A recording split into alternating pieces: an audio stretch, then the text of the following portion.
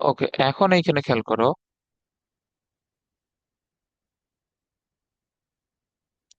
আচ্ছা, তাহলে এইখানে ধারক দুটি।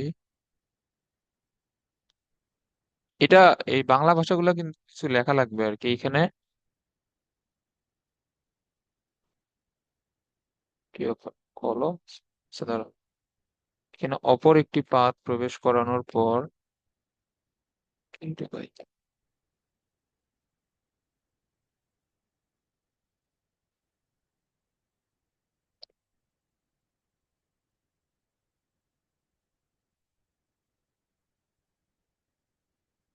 অপর একটি পাত প্রবেশ করানোর পর।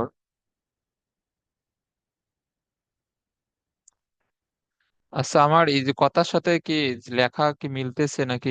এই লেখা একটু আগে পরে হচ্ছে, আমার এখানে তো সমস্যা করতেছে।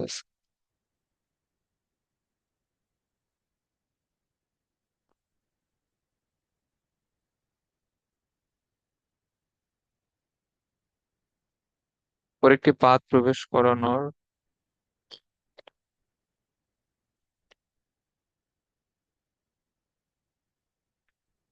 পর এইখানে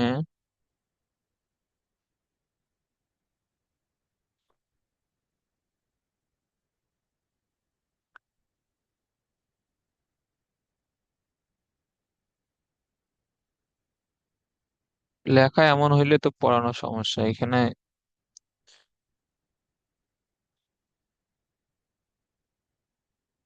পড়ানোর পর এইখানে দুটি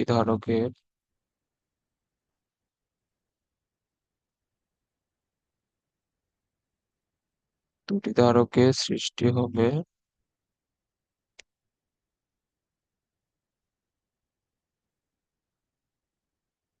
যারা শ্রেণী সমবায়ে যুক্ত।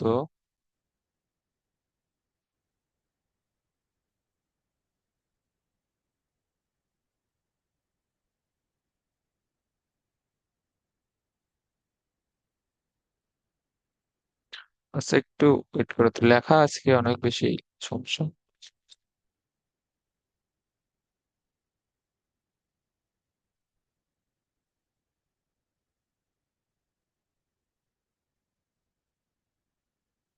নেট প্রবলেম না কিসের প্রবলেম বুঝতেছে।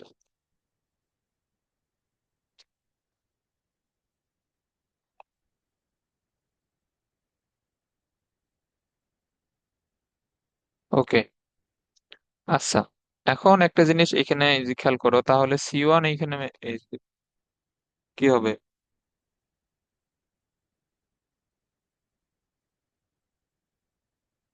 এখানে তোমার প্রতিটা উম, ধারকের ধারকত্ব হচ্ছে 600 পিকো ফ্যারাড ছিল। ওকে, সি টু এর সি টু এর ধারকত্ব কিন্তু তোমার 600 পিকো ফ্যারাড। আচ্ছা, এখন এখানে একটা জিনিস খেয়াল করো। আমাদের নর্মাল সূত্র কি εo a/d না? এটা হচ্ছে নর্মাল সূত্র। তো এখন এইখানে তো মধ্যবর্তী মাধ্যম কি চেঞ্জ হয়েছে? মধ্যবর্তী মাধ্যম তো চেঞ্জ হয় নাই, বায়ু মাধ্যমই তো আছে। আর হুম। এদের প্রস্থচ্ছেদের ক্ষেত্রফল তো চেঞ্জ হয় নাই। জাস্ট কি চেঞ্জ হয়েছে এখানে? পু- পুরুত্ব।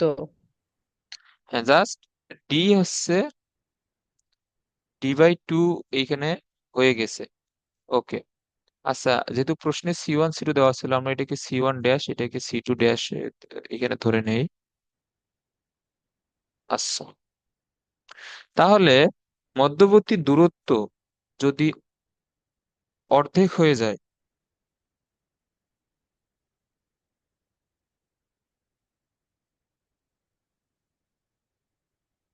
so এইখানে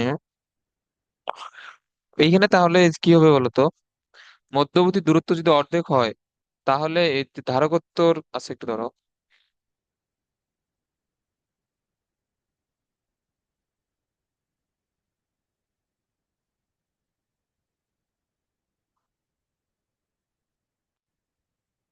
হ্যাঁ, এখন বলো, মধ্যবর্তী দূরত্ব অর্ধেক হলে এইখানে তে- ওই ধারকত্বের কি চেঞ্জ হবে? তার কত বেশি হবে? বেশি তো হবে, এইখানে দূরত্ব অর্ধেক হলে তাহলে ধারকত্ব কয় গুণ হবে?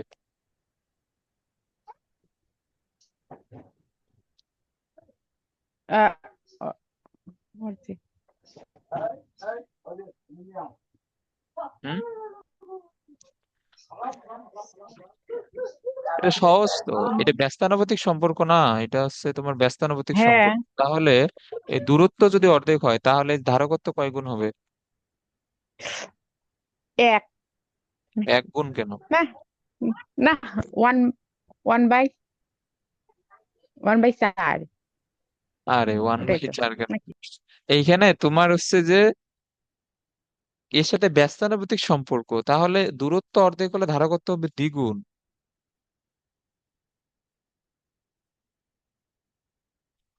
এটা বুঝো নাই?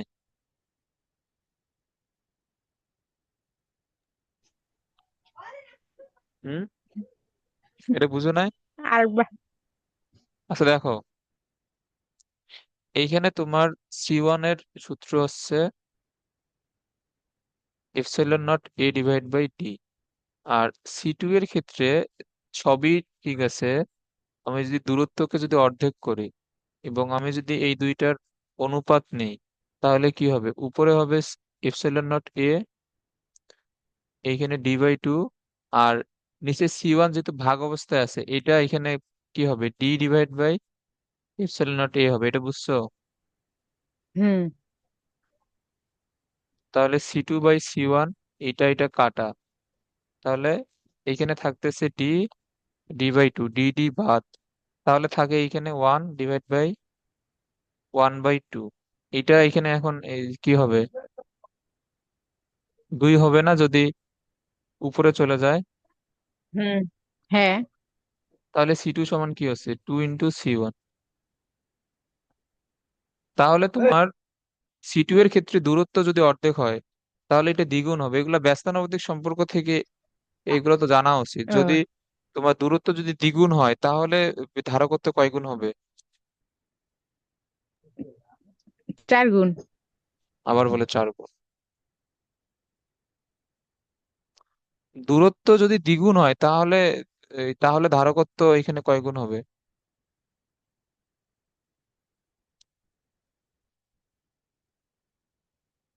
হুম?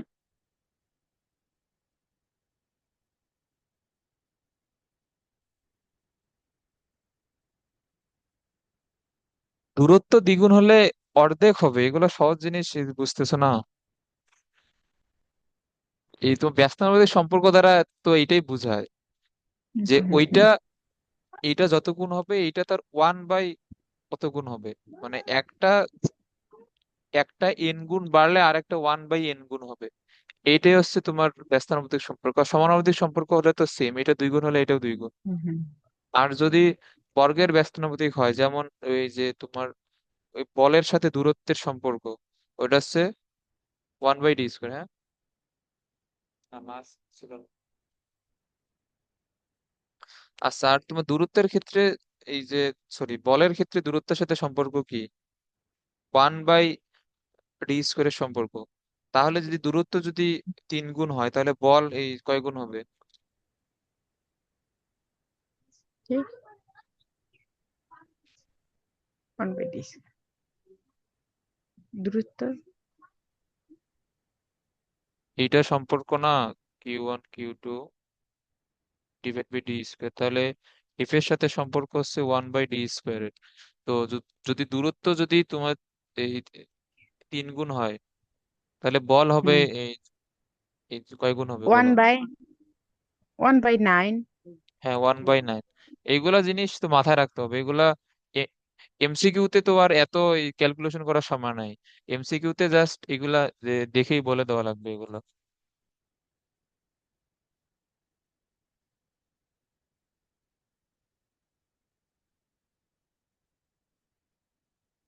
এবং এইটা হচ্ছে যে আমি যেভাবে বুঝাইলাম, এইটা এই সৃজনশীল লেখা লাগবে না। এইখানে জাস্ট লিখে দিবা, যেহেতু এইখানে ধারকদ্বয়ের মধ্যবর্তী দূরত্ব অর্ধেক, যেহেতু অর্ধেক সেহেতু এইখানে তোমার ধারকত্ব পূর্বের থেকে কি হবে? দ্বিগুণ হবে। বুঝছো এটা? হুম। ওকে, তাহলে এখানে হচ্ছে যে হুম,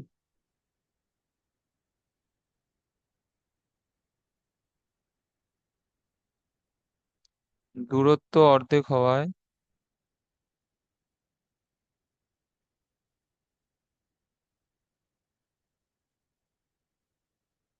ধারকত্ব পূর্বের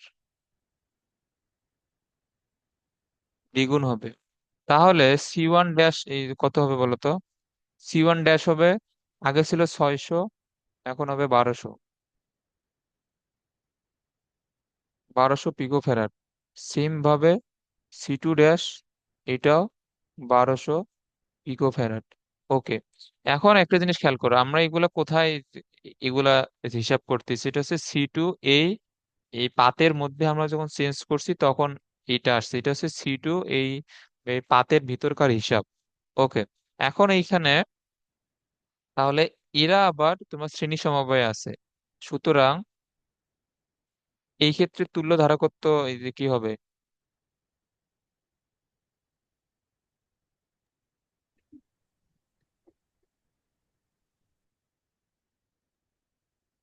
এই ক্ষেত্রে তুল্য ধারকত্ব যেহেতু শ্রেণী সমবায়ে, সেহেতু এটা হবে, এটা কি হয়, উপরে হয় হচ্ছে যে তোমার যোগফল নাকি গুণফল? উপরে না, গুণফল, নিচে হ্যাঁ, যোগফল। উপরে গুণফল নিচে হচ্ছে যোগফল। ওকে,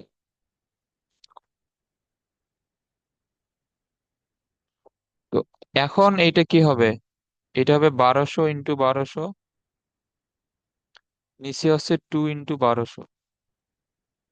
তাহলে একটা 1200 1200 বাদ, 1200/2, তাহলে এটা হবে আবার 600 পিকো ফ্যারাড। এটা বুঝছো? হ্যাঁ। ওকে, তাহলে এত ফ্যারাড। এটা হচ্ছে আমাদের C2 কে চেঞ্জ করলে যেটা তুল্য ধারকত্ব আসে সেইটা। আবার আমরা তো C1 কেও তো চেঞ্জ করছি। আচ্ছা, আমরা এটা C1 তাহলে ডাবল ড্যাশ দিয়ে দেই। তাহলে C1 এই ডাবল ড্যাশ সমান, এটা কি হবে, এপসাইলন নট, কে এর মান কত, 3.5, ইন্টু এর মান তো আমরা এই যে বের করলাম 0.34, ইন্টু ডিস্টেন্স ছিল কত, 0.5 সেন্টিমিটার, মানে 0.005। ওকে, 8.854 10^12 ইন্টু 3.5, এটা হচ্ছে 0.34, এটা হচ্ছে 0.005, তাহলে এটা হবে 2.107 10^9, এত ফ্যারাড। ওকে, এখন একটা জিনিস এখানে খেয়াল করো, এগুলো হচ্ছে তোমার পরিবর্তিত ধারকত্ব ছিল, বাট মেইন সার্কিটে C1 আর C2 কোন সমবায় ছিল বলো তো? মেইন আহ, সার্কিটে সমান্তর সমান্তরালে। সমান্তরাল। আচ্ছা, তো আমরা এই আমরা যেগুলা চেঞ্জ করলাম আসলে, তো এইখানে ধরো যে এইটা ছিল C1, এইটা ছিল C2, এরা ছিল সমান্তরালে, আমরা এদের মধ্যে চেঞ্জ করছি, চেঞ্জ করে এই যে C1 ড্যাশ এবং CS ড্যাশ পাইলাম। এই যে C1 ড্যাশ আবার CS ড্যাশ এরা আবার কোন সমবায় আছে, সমান্তরাল সমবায়। তো তাহলে পরিবর্তিত মোট এই যে তুল্য ধারকত্ব কি হবে,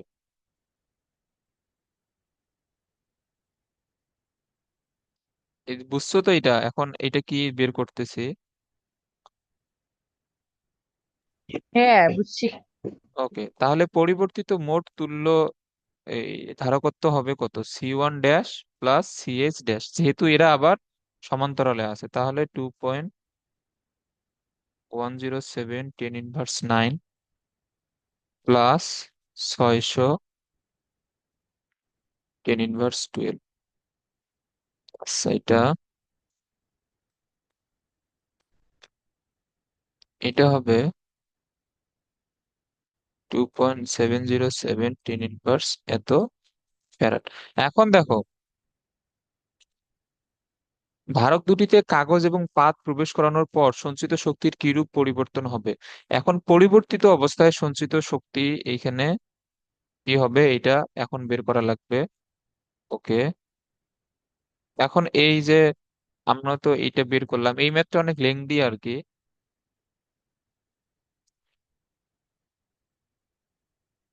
তাহলে পরিবর্তিত অবস্থায় সঞ্চিত শক্তি,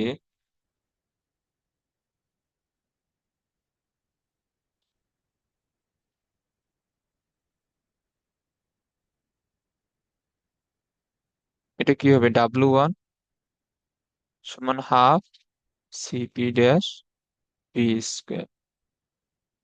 এটার মান আসছিল কত, 2.707, 10^9। আর বিভব, দুইটার মধ্যে বিভব পার্থক্য এখানে দেওয়া ছিল 200 ভোল্ট, তাহলে 200 স্কোয়ার। তাহলে এটা হবে 5.41, 10^5 জুল। ওকে, এখন দেখো এখনো কিন্তু ম্যাথ শেষ হয় নাই। এখন প্রশ্নে দেখো এখানে বলছে যে ধারক দুটিতে কাগজ এবং পাত প্রবেশ করানোর পর সঞ্চিত শক্তির কিরূপ পরিবর্তন হবে। তার মানে তোমাকে পরিবর্তন বের করার জন্য তো পূর্বের সঞ্চিত শক্তিটা বের করা লাগবে। পূর্বের কোনটা, মানে যখন জাস্ট নর্মাল অবস্থায় ছিল, যখন C1 C2 ছিল, জাস্ট কোনো পাত এবং কাগজ এই প্রবেশ করানো হয় নাই, তাহলে পাত এবং কাগজ প্রবেশ করানোর পূর্বে তুল্য ধারকত্ব প্রবেশ করানোর,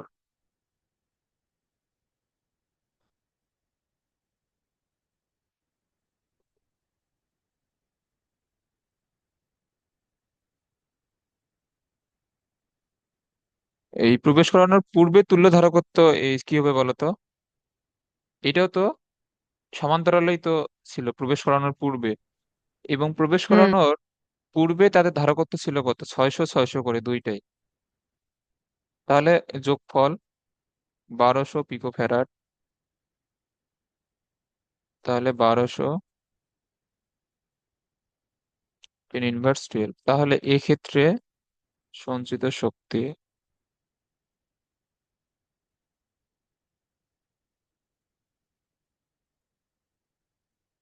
এটা তুমি যদি W2 নিয়ে নাও, এই ভোল্টেজের তো কোনো চেঞ্জ হয় নাই, তাহলে এটা হচ্ছে 1200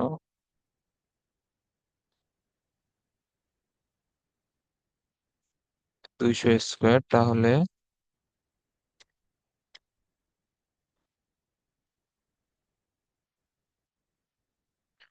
এটা হবে কত, এটা হবে 2.4 10^5 জুল। তাহলে সঞ্চিত শক্তির পরিবর্তন প্রশ্নে এটা বের করতে বলছে।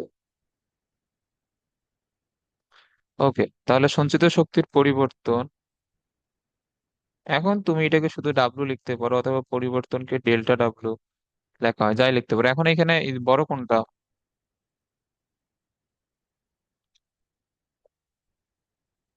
বড় হচ্ছে এই যে দ্বিতীয় ক্ষেত্রেরটা, W1 হুম। 2 পয়েন্ট। মাইনাস W2,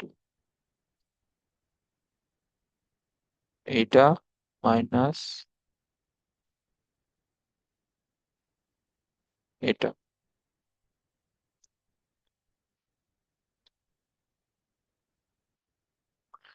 তাহলে তাহলে সঞ্চিত শক্তি এখানে বাড়ছে না, কমছে এখানে, সঞ্চিত শক্তি বাড়ছে। তাহলে লিখবা যে এত পরিমাণ বৃদ্ধি পাবে। এইখানে আবার কনফিউজ হয় না আবার, এটা কিন্তু এটা আমাদের কোন ক্ষেত্রে, এটা হচ্ছে প্রথম ক্ষেত্রেরটা, মানে কাগজ এবং পাত প্রবেশ করানোর পূর্বে, আর এটা ছিল কাগজ এবং পাত প্রবেশ করানোর পরে, এটা হচ্ছে দ্বিতীয় ক্ষেত্রে। সো এটা এটা দ্বিতীয় ক্ষেত্রেরটা বেশি আর এটা প্রথম ক্ষেত্রেরটা কম, তাহলে সঞ্চিত শক্তি এত পরিমাণে বৃদ্ধি পাবে। এই ম্যাথটা বুঝছো? বুঝছি। ওকে, এরপরে এটা পড়ো।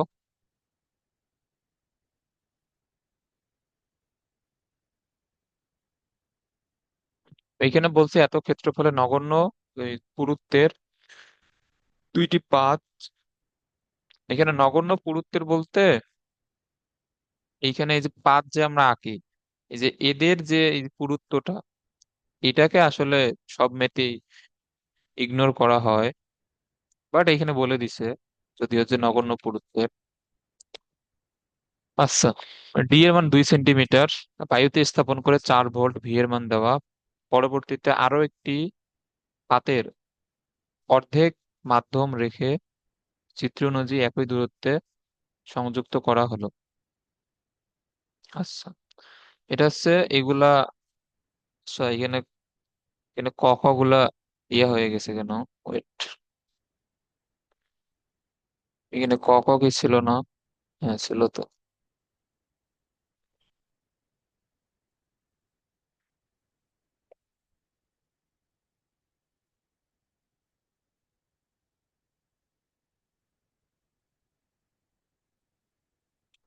ওকে, এখন এখানে গ নম্বরে বলছে যে ধারকে জমা চার্জের পরিমাণ নির্ণয় করো। কে এর মান দেওয়া, ডিস্টেন্স দেওয়া।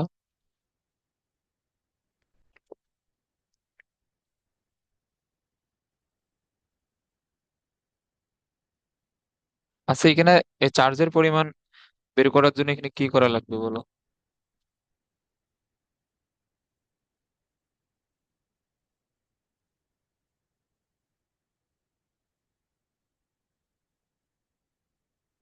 বলো দেখি।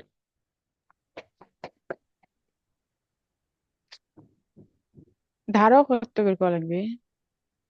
হ্যাঁ, এইখানে প্রথমে হচ্ছে ধারকত্ব বের করা লাগবে, তারপর ধারকত্ব বের করে আমরা জানি যে Q is equal to C divide C by, equal. Sorry, Q সমান সিভি না, কিউ সমান হচ্ছে সিভি, হ্যাঁ। ওকে। সি সমান কিউভি। না না, Q is equal to CV, C সমান হচ্ছে কিউ ডিভাইড বাই ভি, এটা ছিল।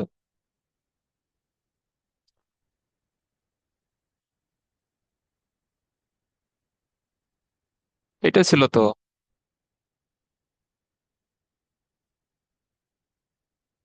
এটা মনে নাই?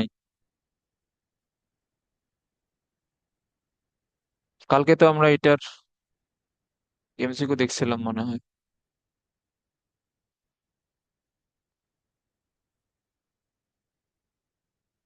তুমি এটা চেক করিও, এটা আছে Q is equal to C into V ছিল। এটা আগে কোথায় পড়ানো হয়েছে এটা?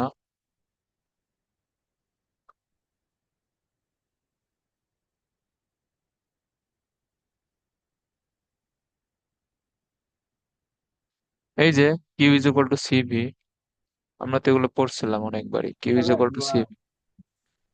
ওকে। আচ্ছা, আমি এটা মনে পড়ে গেল। করি। হ্যাঁ, সূত্র মনে রাখবা এগুলা, এই চ্যাপ্টারে অনেকগুলো সূত্র আছে, এগুলো মনে রাখবা। আচ্ছা, এখন দেখো। আচ্ছা, গ নম্বরে এখানে বলছে আহ যে চার্জিত, সরি, চার্জের পরিমাণ এখন প্রমাণ, এই যে সরি, আমি তো প্রথমে ভাবছিলাম যে এটা প্রমাণ অবস্থা, এটা প্রমাণ, এটা প্রথম অবস্থায় আছে, যাই হোক। এটা হচ্ছে তোমার প্রথম অবস্থায়। তাহলে কি হবে? সি ইজ ইকুয়াল টু, যেহেতু সমান্তরাল পাত ধরো, epsilon naught A divide by T, 8.854। এই চ্যাপ্টার থেকে সৃজনশীলে মার্ক পাওয়া কিন্তু খুবই সহজ। এ এর মান কত? এর মান হচ্ছে 0.2 মিটার স্কোয়ার, আর ডি এর মান হচ্ছে 2 সেন্টিমিটার, মানে 0.02।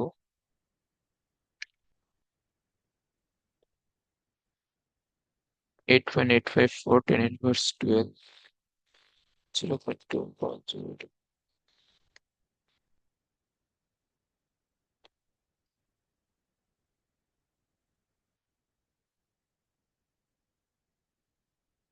এত ফ্যারাড।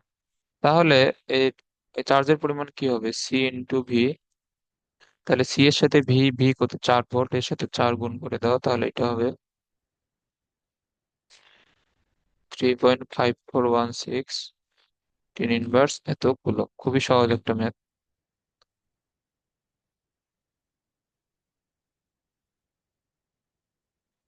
আচ্ছা, এখন এখানে ঘ নম্বরে, এখানে কি বলছে? পরবর্তীতে ধারক সমবায় গঠনের পরে সঞ্চিত শক্তি নির্ণয় করা। আচ্ছা, ও চিত্র একটা আছে পুরোটাই বায়ু। আচ্ছা, এখানে কি কি এখানে নির্ণয় নির্ণয় করা লাগবে? এটা বলো দেখি, এখানে কি কি নির্ণয় করা লাগবে?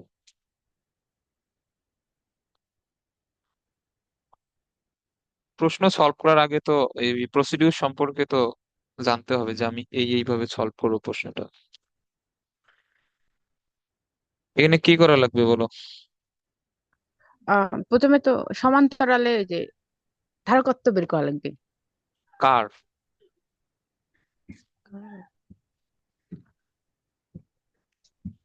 কার? বা না তো, বায়ুর মাধ্যম কোন মাধ্যম দিয়ে? কি মাধ্যম? হ্যাঁ, সমান্তরালে অর্ধেক তো মাধ্যম রেখে। বের করা লাগবে। হ্যাঁ, দাঁড়ান দাঁড়ান। বুঝলাম। আরো একটু পাতে অর্ধেক রেখে এটা রাখি। আর আচ্ছা দেখো, আমি এই চিত্রটা এই আঁকাই, যে তারপরে বলো। চিত্রটা। এইখানে হচ্ছে যে তোমার এইখানে একটা সমান্তরাল পাত ধরো, এইখানে একটা প্লেট দেওয়া, এইখানে একটা প্লেট দেওয়া।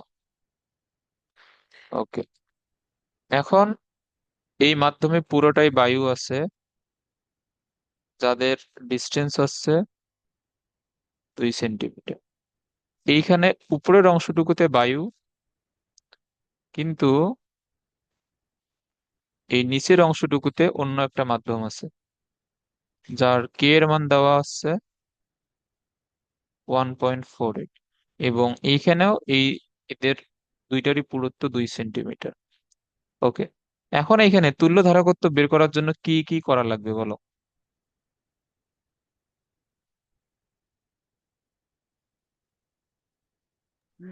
প্রথমে তো ওই যে বায়ু, আর এটা কোন মাধ্যম, এটা তো দেওয়াই নেই, এই দুইটা ধারকত্ব বের করা লাগবে। হ্যাঁ, আচ্ছা, আমি ধরলাম যে এটা C1, এটা হচ্ছে C2। এরপর এরপর এ এই দুটোর সাথে এই যে আরেকটা যে আছে বায়ু মাধ্যম, এটার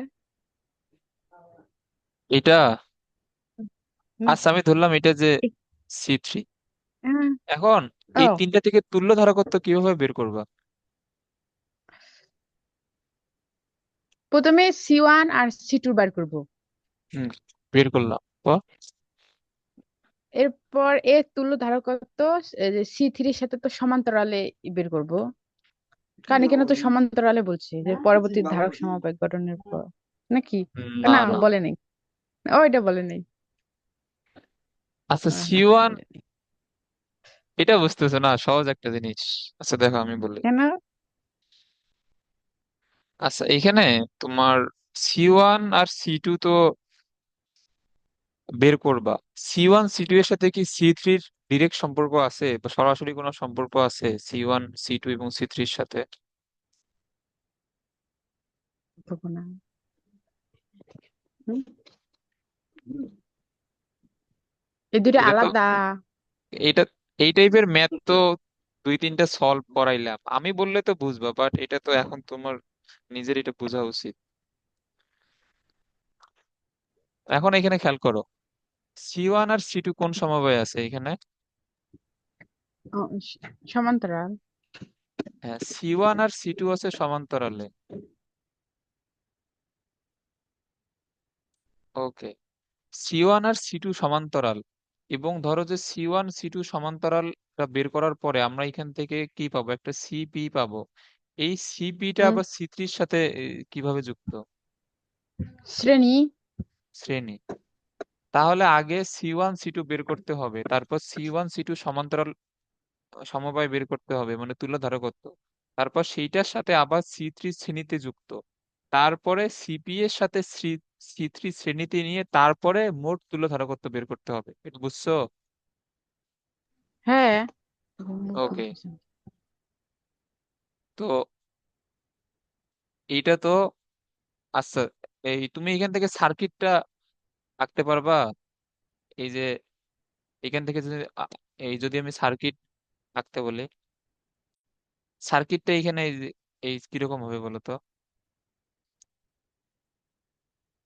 এই যে এখানে খেয়াল করো, এটা হচ্ছে C3, আর C1 আর C2 কোন সমবায়ে যুক্ত? তারা দুইটা পরস্পর সমান্তরালে যুক্ত, এবং এদের সমান্তরাল সমবায়টা C3-র সাথে শ্রেণীতে যুক্ত। এটা বুঝছো এই সার্কিটটা? হ্যাঁ। ওকে, এইগুলো তো নিজের আগে বুঝতে হবে, তারপরে না তুমি সমাধান করবা। এখন তুমি যদি C1 C2 C3 বের করে তিনটারই যদি এই শ্রেণী করে দাও, তাহলে তো হবে না তো।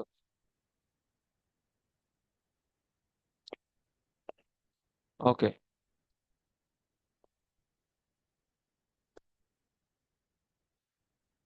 এইখানে C1 C2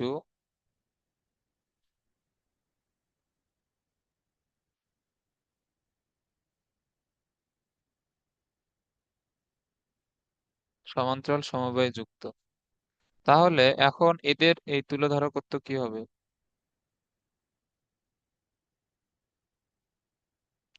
এদের তুল্যধারকত্ব সিপি হবে C1 + C2। আচ্ছা, আমরা যেহেতু মানগুলো বের করে নেই, আমরা ডিরেক্ট এইখানে মান বের করি।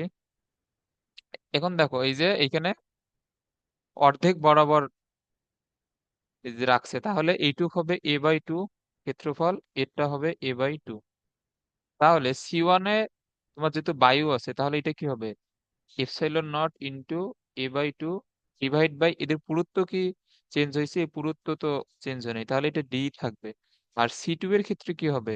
ε0, এটা যেহেতু অন্য একটা মাধ্যম, কে গুণ হবে। আর C2 এর ক্ষেত্রে পুরো তোমার ক্ষেত্রফল কত? a/2। আর এদের এই তোমার ডিস্টেন্স তো ডি আছে, ডি তো চেঞ্জ হয়নি। এটা বুঝছো সূত্রটা? হ্যাঁ। ওকে, তাহলে a/2, না বুঝলে এখনো বলতে পারো, এটা খুবই ইম্পর্টেন্ট একটা ম্যাথ কিন্তু। হ্যাঁ, বুঝছি। ওকে, তাহলে এর মান হচ্ছে 0.2, তাহলে এটা হবে 0.1। ডি হচ্ছে 2 সেন্টিমিটার, এটা হচ্ছে 0.02, তাহলে এটা হচ্ছে ε0। কে এর মান হচ্ছে কত? 1.48, এটা হচ্ছে 0.1। ডি এর মান হচ্ছে 0.02। Okay, 0.1 divide by plus 1.48 into 0.1 divide by 0.02, পুরোটার সাথে 8.854 10^12, এটা হবে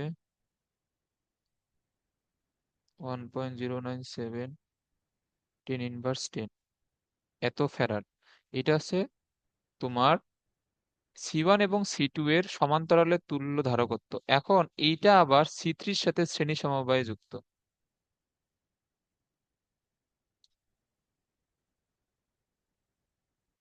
তাহলে সিপি এখানে কি হবে?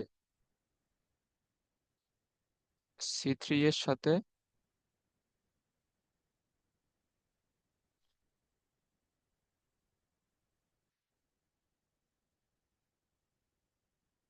শ্রেণী সমবায়ে যুক্ত। তাহলে এখন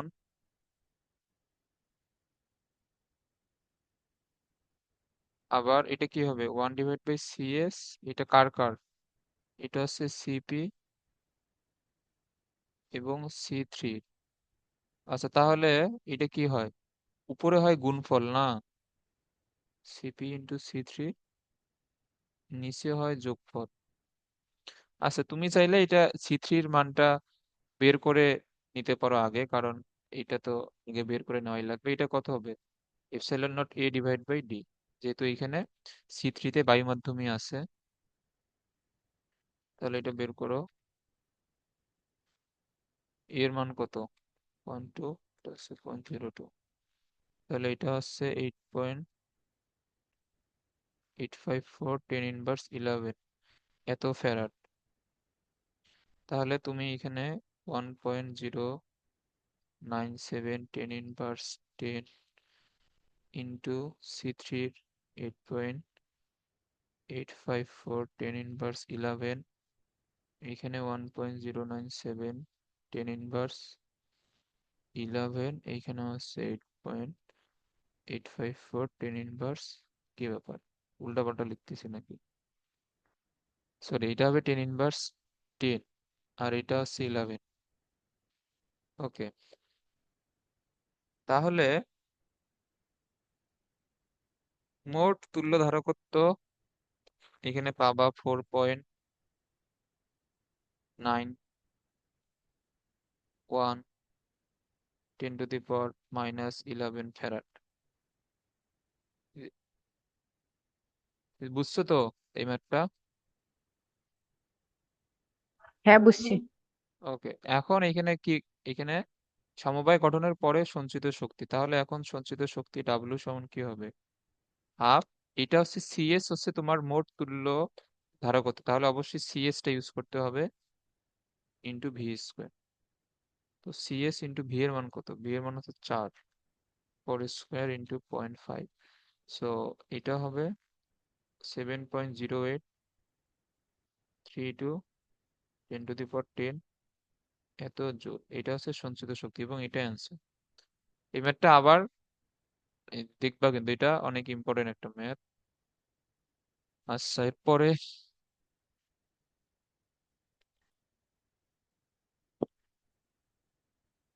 হ্যাঁ, এই যে এটা হচ্ছে ক নম্বরে গাউসের সূত্র, এটা এখন পর্যন্ত পড়ানো হয় নাই। চার্জের কোয়ান্টায়ন কিন্তু এটা পড়ানো হয়েছিল। আচ্ছা, চিত্র একের তুল্য ধারকত্ব, এইটা এই টাইপের সার্কিট যদিও এইচএসসি তে আসবে না, মানে স্থির তড়িৎ চ্যাপ্টারে আসবে না, এগুলো কিন্তু চলতড়িতের এগুলা সার্কিট। আচ্ছা দাঁড়াও, এটা যদি আমি আঁকাই, তাহলে এইখানে একটা ধারক, এইখানে একটা ধারক,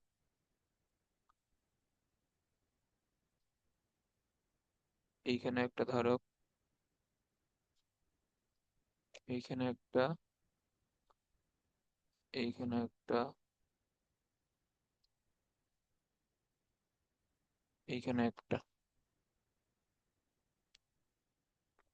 আছে। না সরি, এটা তো wait, এইটা তো ধারক না, এটা হচ্ছে তোমার ব্যাটারি। তাহলে এটা হবে একটা বড় একটা ছোট, আর এই ধারকগুলো দুই প্রান্ত সমান, এটা আমরা পড়ছি। ওকে, হ্যাঁ, এখন এই যে এটা কিন্তু খুবই ইম্পর্টেন্ট, এটা তোমার এই ব্যাটারিটা কোন জায়গায় আছে, কি ব্যাপার,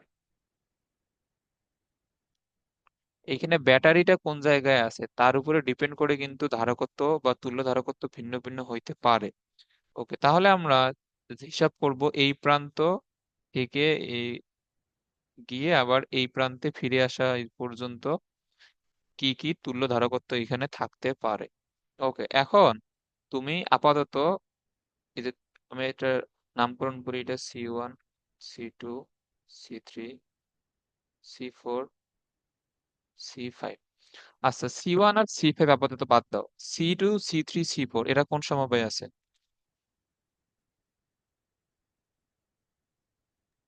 শ্রেণী। হ্যাঁ, শ্রেণী। আচ্ছা, দাঁড়াও, এটা সময় মেবি শেষ।